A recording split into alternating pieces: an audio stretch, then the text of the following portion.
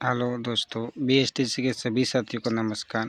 देखो, बीएसटीसी की जो परीक्षा है इसको देखते हुए हम ठीक है संधि का जो पहचानने का जो रहती है, अब संधि को आप पढ़ नहीं सकते, बहुत सारे उदाहरण को मिला नहीं सकते, और इसको देखते हुए आप किस प्रकार एक सीमित समय में एक संधि को पहचानने में यानी आप संधि को पहचान सकते हैं, इसके बारे में पढ़ेंगे, जिससे आप संधि पहचान पाएंगे और किसी भी शब्द की संधि को बहुत अच्छी तरीके से कर पाएंगे। आज हम पढ़ेंगे स्वर संधि के बारे में। तो ये देखो, स्वर संधि के बारे में पढ़ेंगे।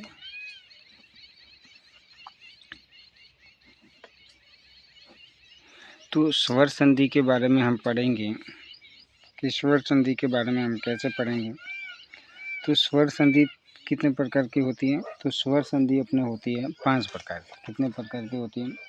स्वर संधि होती है अपने 5 प्रकार की। तो इसको पहचानने की बहुत ही सरलतम विधि, जिससे आप इस संधि का निसंधि को बहुत अच्छे तरीके से पहचान पाएंगे और बहुत ही अच्छी प्रकार से इसको विच्छेद भी कर पाएंगे।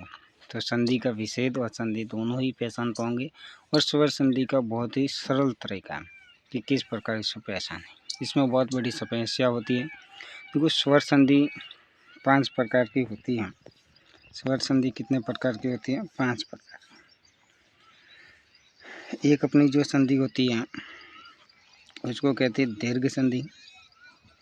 इसके अलावा अपनी होगी वो कौन सी होगी?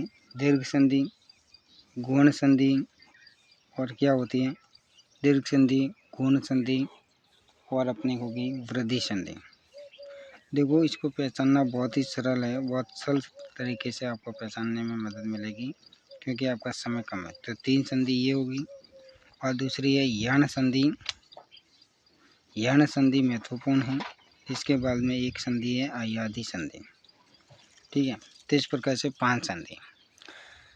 अब दीर्घ संधि कैसे पढ़नी, तो आपको पता होना चाहिए कि दीर्घ जो संधि है, दीर्घ संधि है, इसको कैसे पहचानना है। तो दीर्घ संधि में हमेशा ये होता है कि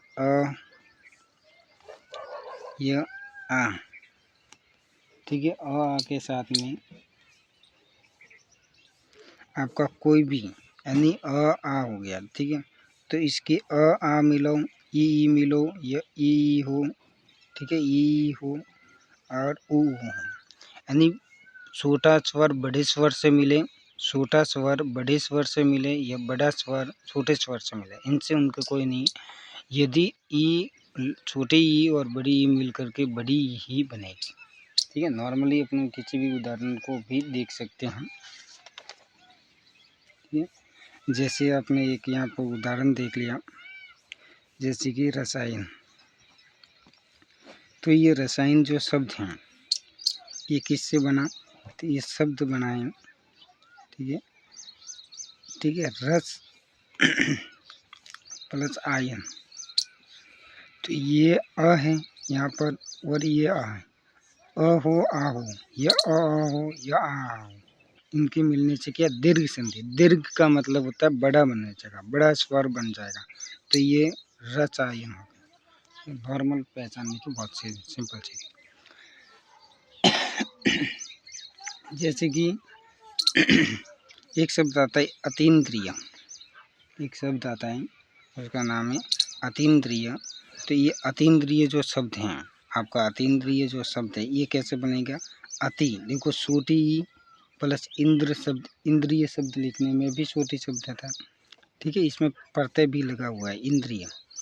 तो ये ठीक है, लघु ई और लघु ई मिल करके क्या बन जाएगी? बड़ी ई बन जाएगी। तो ये अति इस तरफ ये शब्द शुद्धि में भी आएगा। ये अब क्या बन जाएगा? अति, बड़ी ई बन गया, अतीन्द्रिय बन जाएगा। ठीक है, तो इस प्रकार से आपको पहचान है, यानी बड़ी स्वर या हो या छोटा स्वर हो मिल करके क्या बनेगा? बड़ा ही बनेगा। तो इसको दीर्घ संधि, इसको अभी पढ़ने की कोई बड़ी ज़रूरत है नहीं। अब जो है हम आगे पढ़ेंगे, वो पढ़ेंगे अपनी संधि आएगी, वो आएगी गुण संधि। देखो, गुण संधि पहचानने का सबसे सरलतम तरीका हम ढूंढेंगे। देखो, गुण संधि पहली बात तो ये है कि गुण संधि कहते किसको हैं।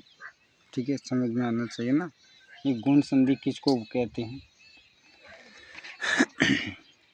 तो गुण संधि में ये होता है कि आपके जो अ और आ हैं, ठीक है, इसमें क्या होगा कि अ प्लस आ, इसके साथ में अ हो या आ हो, इसके साथ में आपकी इसके साथ में ई मिले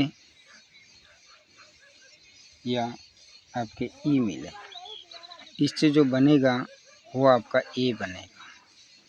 समझ में आ रहा है? आ गया। और इसी यण संधि में ये गुण संधि जो है, इसमें अ के साथ में यदि ये अ हैं, इसके साथ में यदि उ या आपका बड़ा ऊ मिले तो क्या बनेगा? ओ बनेगा। क्या बनेगा? ओ बनेगा। तो एक सरलतम विधि होगी ना। क्या होगा?